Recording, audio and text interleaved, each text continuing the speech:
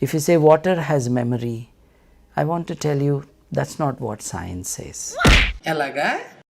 Experiments done in many countries around the world have shown that water receives and makes an imprint of any outside influence, remembering everything that occurs in the space that surrounds it. Water has memory. As it records information, water acquires new properties, yet its chemical composition remains unchanged. The structure of water means how its molecules are organized. We can see how water molecules join together into groups. These are called clusters. Scientists came up with the idea that these clusters work as memory cells of a certain sort, in which water records the whole history of its relationship with the world, as if on magnetic tape. Without changing the chemical composition of the water, you can rearrange the molecular arrangement in such a way that the water will behave completely in a different way than the way it does. To such an extent, it's sensitive to this extent that if I take a glass of water in my hand and just look at it in a certain way and give it to you, well-being will come to you. If I look at it another way and give it to you, you will fall sick tonight. This is no more superstition, this is science. When you turn on the light, the water is changing. When you turn on the electric field from the power lines, the water may change. So that is the direction of research. If I look at this glass of water in a certain way, then he will give it powers of malice or beneficence అని చెప్పాడు. అది science అందామా? That is voodoo. That is black magic. That is what he is promoting. The structure of water is much more important than the chemical composition. I want to say your master's or your engineering degree should be withdrawn when you say this. Just sell us! ఇంకోసారి నా కళ్ళ ముందు కనబడమంటే Tatkal ticket book చేయించేస్తాను నీ దటలా. The water, of course, remains water, but its structure, like a nervous system, reacts to any irritation. If water is cleaned off impurities, all water is same. This would have been the argument 10 years ago, but not anymore. Modern science is clearly saying that depending upon what the water has been in touch with, accordingly it behaves differently. This is an established fact now, because water has memory.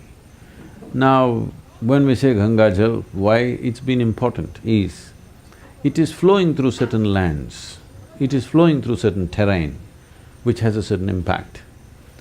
And it is not for one or two generations, for hundreds of generations.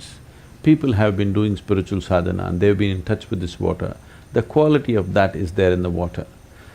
Sundarlal Bahuguna went about proving this to people. Nothing much happened, unfortunately. But his own health got transformed tremendously just living on the Ganga bank.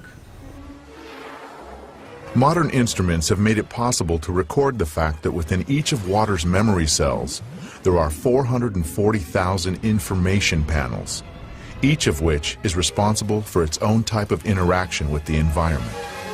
Water has memory. So what do you feel when you look at the gurus who explain? Sadhguru తీసుకోండి, శ్రీ రవిశంకర్ తీసుకోండి. Sadhguru అయితే he talks a lot about ఇవన్నీ మన పూజలన్నీ. మీరు ఆశ్రమానికి ఎప్పుడైనా అంటే చూసారా? ఆశ్రమంలో జరిగే ఆశ్రమానికి వెళ్ళలేదు, రిచువల్స్ అవి చూసారా? ఆయన కబ్జా చేసిన ల్యాండ్ లో పెట్టిన శివలింగాన్ని కూడా నేను చూడలేదు. ఎలాగెలాగా? ఓ, అది కబ్జా ల్యాండ్ అండి? Yes, tribal land. So what could it be for him to do this? Have you noticed the empire that has been built? The empire is built largely on enticements to people to provide them some solace in their search for the truth. There's nothing spiritual about giving solace to people. It is just a psychological comfort, which your family can offer, which your dog can offer. Dog is good solace for you, isn't it? You have pets at home? They can be a great source of solace for you, isn't it so? You don't need a god for solace. You seek the beyond, not for solace, but for liberation, to become free from everything that you are right now. So if you are seeking a guru for solace, there are many. If you are seeking a guru for liberation, then If you sit with him, you feel threatened, you want to run away from him. But at the same time, you don't want to leave him for a moment.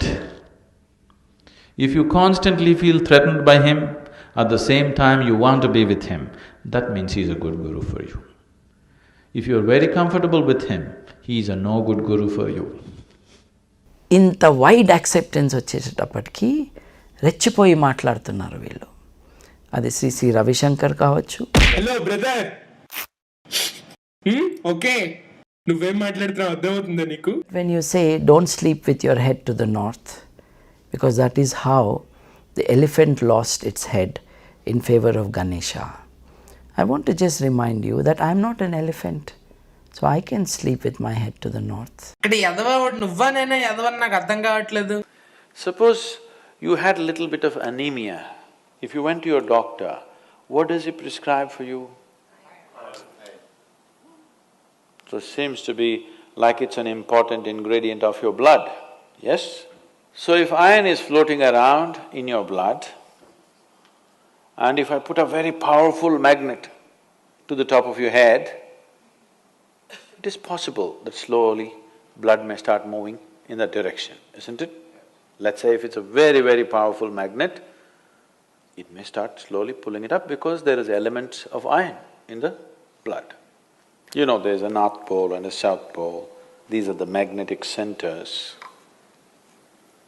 And you also know the whole land masses, whole continents have been slowly being pulled towards the north, they've been traveling, you know this?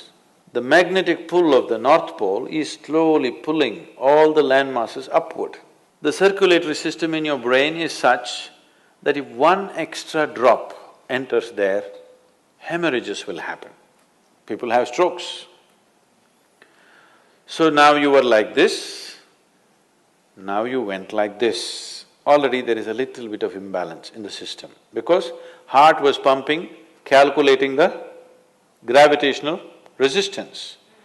Now suddenly there's no gravitational resistance, you became like this, and now you put your head towards the north. Slowly, it gets pulled towards your brain. So one thing that could happen to you is you could have disturbed sleep. If you put your head to the north and sleep, you could have disturbed sleep, all kinds of dreams happening. If you are in your old age, it is possible that you can have a stroke or you could just die in your sleep. It's very much possible.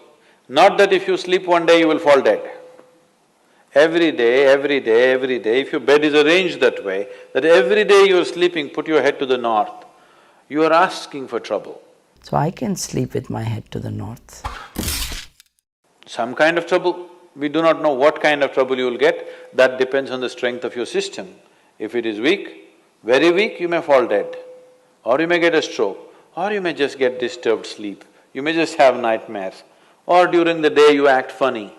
Sadhguru అనే ఆయన తను ఒక life స్టైల్ని promote చేస్తూ తను ఒక parachute బాబా అని చెప్పుకుంటూ తర్వాత చాలా బ్యూటిఫుల్ ఇంగ్లీష్లో మాట్లాడుతూ ఎన్ని రకాల సైంటిఫిక్ అన్ట్రూత్స్ని ఆయన స్ప్రెడ్ చేస్తున్నాడు అన్నది వీ హ్యావ్ బీన్ సీయింగ్. నీ వాదటి బామ్మది. So many things will happen because excess circulation is happening in the brain when it should not be happening, simply because you put your head to the north. So in case you go to South America, then you should not put your head to the south. If you went to Australia, you should not put your head to the south. You can put it to the north, out there. In the northern hemisphere, you do not put your head to the north. What if you live on the equator? If you live on the equator? You can spin like a needle.